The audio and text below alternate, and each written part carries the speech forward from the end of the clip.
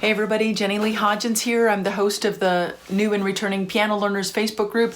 It's been a while since I've been posting in the group because I've had a lot, let's just say, in my personal life and volunteerism that has really taken a lot of my energy and time. And I am a returning piano learner myself. Because of all these things that I'm trying to juggle, it's really pushed my piano to the side. So, I know that there are adult members in this group that are new to the piano or have had the same experience where, life it just gets really busy and it's really hard to maintain that schedule.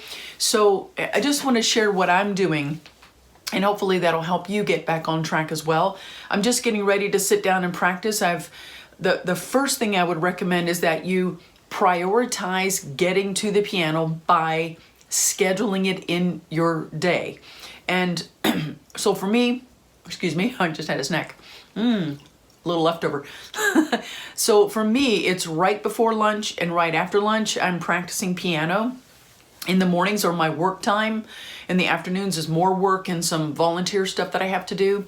So for me, because I'm a morning girl, this is a better schedule for me to get it done earlier in the day. If it's nighttime, it's really hard for me. I'm not a night owl. So you have to pick the time of day that really works for you and pencil that in. And so that's the first thing, the first tip I would say to you is prioritize you. If you don't know the benefits of piano learning and practice, it's well researched. I have lots of information about that on my website, yourcreativechord.com. In the On Piano section, I'll drop a link or two below when I'm done. But the bottom line is get to the piano bench if you can, even for 5 minutes. And so one of the things that I'm doing besides scheduling it in is I'm not putting any pressure on myself because I've been away from it. I'm coming back to it. And I know a lot of adults, we put pressure on ourselves. So cut that out. You're human, you're an adult doing a lot of juggling with a lot of different things like I am. So piano is for your wellness, for your for your spiritual uplift, for your energy, for your physical, for your cognitive longevity and growth, and that all works towards your overall fitness and wellness. So it's something you do for yourself. It's not something that's a burden to you. So when you come to the piano, take away all of that pressure. So for example, what I'm doing is, before I even start setting real goals for how I want to improve my musical skill, my first goal is just to get here. Just to schedule that in and make it a habit. And that's why I've written it in for before and after lunchtime. And the second thing I'm doing is I'm keeping it real simple. My main goal, I've used my piano practice tracker. If you don't have that, write tracker in the comments and I'll send you one by email.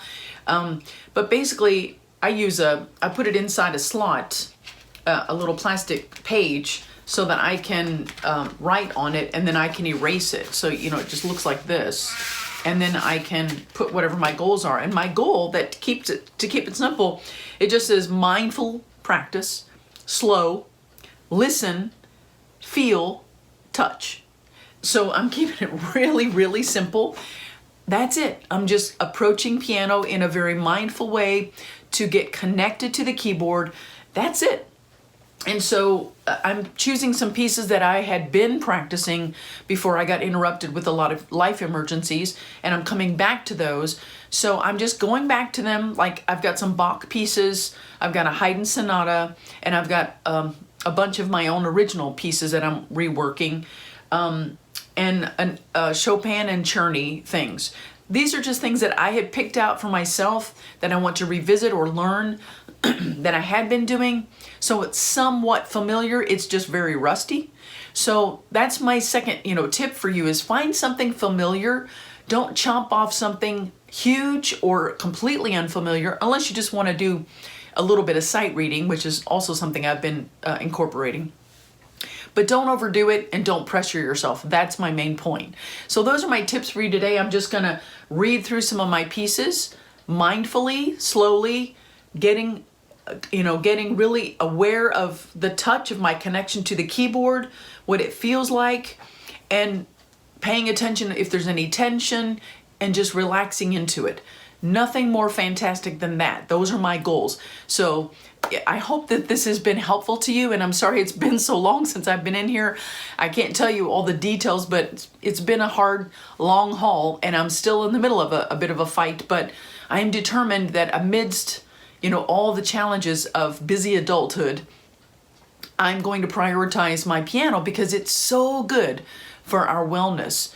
And there's so much research on that. So I'm going to drop a couple of links this week so you can read about that, and hopefully that'll motivate you even more to get into your piano practice routine. My cat wants me to start practicing now, so I'll end with that. Let me know if this is helpful, where you are in your piano practice.